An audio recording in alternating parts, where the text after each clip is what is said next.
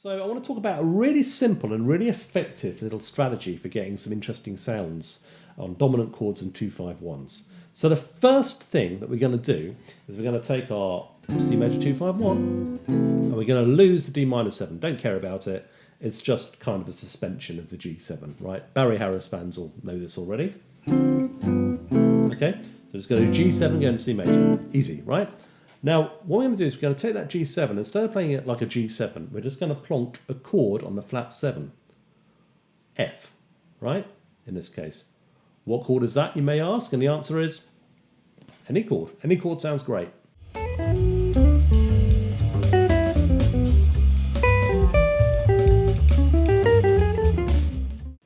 So let's start with the simplest, which is going to be the F major. Good triad or major 7th. That gives us somewhat of a sus kind of sound, you know. In this case, with the major 7th, it's sus 13. And you can make lines out of this. And actually, if I just do this, I played an F major 9 arpeggio, and then just done a little passing tone into the D. Or something like this. It's a variant of the same thing. Right away we have bebop language, right? Isn't that cool? And this would be usually thought of as being a C major 2-5-1 lick, right? But I'm thinking mostly of the F major 7th going to C, 4-1. That little passing tone is an example of what I think of as flattening. In this case, we're taking the 7th of F major 7th and flattening it by a note, and then resolving into the 9th of the next chord, right? So we're almost thinking of going from F major 7th to F7 to C major, okay? There's other flattening things we can do as well. Probably the most common is to go from F major 7th to F minor major 7th. So if I do something like this, for instance. Okay, that's a bebop line. I think it's line for lines, isn't it? I think it is. Answers in the comments, please. Oh, while you're down there, don't forget to like and subscribe. There's so many lines that do that. I mean, there's a nice little example from Moose the Mooch, for instance. We're in B flat major. We have a C minor F7, and we get... I mean, you could see that's being C minor 7 going to C minor 7 flat 5. And it certainly is, but it's also the same notes as E flat 6 going to E flat minor 6, which is 4 to 4 minor, right? Really common and really beautiful, actually, over the dominant chord. There's a nice example from an Alan Holdsworth solo I'm transcribing, where it's a D7, and he plays something like this. That line really belongs to C minor major 7th, or C melodic minor, and he's playing it over D7, so it's beautiful. Warren Marsh referred to this type of sound as dominant 2. I've done a video about the Warren Marsh scales, the 2-octave scales. I often call this the forgotten dominant because people get a bit worried about the fact that it doesn't have the third of the dominant. It doesn't have that note, the F sharp. It's a C minor, right? And C minor has an F in it, or a G. The thing is that it doesn't matter. And theory books often obsess about this sort of thing, and they say, like Mark Levine, for instance, oh, you can't play the 4th over the dominant chord, it's a void note. Rubbish, people do it all the time. Oh, you can't play the 13 on 2 minor 7 chord because it will give the sound of the dominant away. And it's like, I can give the sound of the dominant away if I like, or I can completely withhold it. It's up to me. Chord symbols are not the boss of me. I'm the boss of me. And that's something I learned from Barry Harris, because if you go through the dominant scale stuff, very often we are playing 4ths against the dominant. We can intensify this effect by flattening more than one note. We could flatten, say for instance, the 3rd and the 5th. So if I play the F major 7th, and flatten the 3rd and the 5th, get a beautiful sound there. Do you hear that?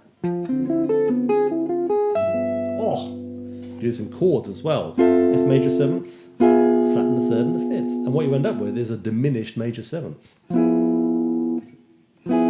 This sound, which overall with the G in the bass makes a 13 flat 9.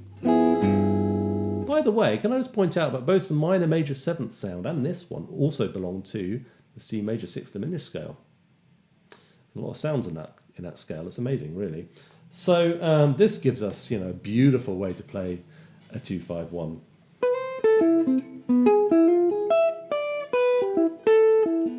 So many ideas in that. It's quite nice if you just like arpeggiate the chord, actually. That's me just arpeggiating a diminished major seventh in another position, right? Drop 2 arpeggios always sound great, and yet I avoided them for years because I thought they were wrong. Actually, they always sound great. Another very useful one, which you come across a lot, is, and this is where you move into, depending how you look at it, either the altered scale or the tritones minor, if you're a Barry Harris devotee, is if I use the F minor 7 flat 5 or the F half diminished. Okay, and this one doesn't belong to the major 6th diminished, by the way. So if I'm playing the F major 7th, I flatten every note apart from the root, and a resolve to C. Okay, down here, and you notice that this shape is actually quite a well-known G7 alt shape, in this case G flat 13 flat 9 or G flat 9 flat 13. I always struggle with those sorts of chord names. And so if we relate that to the minor 6th, you can hopefully see that that is a flat minor 6th. Now, there's another little trick we can do, which is you can take all of this stuff in a minor key and put it onto the flat 6. And if we look at the relative minor of C major, which is A minor, hopefully that should be obvious because we're still playing F major 7th. That's the flat 6 of A minor. So play an F major 7th and an F minor with a major 7th if you like. And oh, well, that's F minor major 7th on E7, which is kind of the altered scale. If I do it in C minor, that'd be A flat major 7th going to A flat minor major 7th, this kind of thing.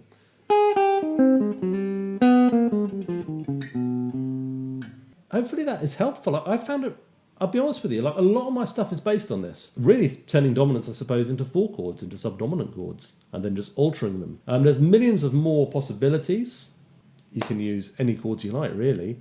I would just encourage you to experiment and come up with voicing ideas and line ideas. All of these are as good for voicings as they are for lines. I hope you find that useful. In any case, please like and subscribe, and I'll see you on the next one.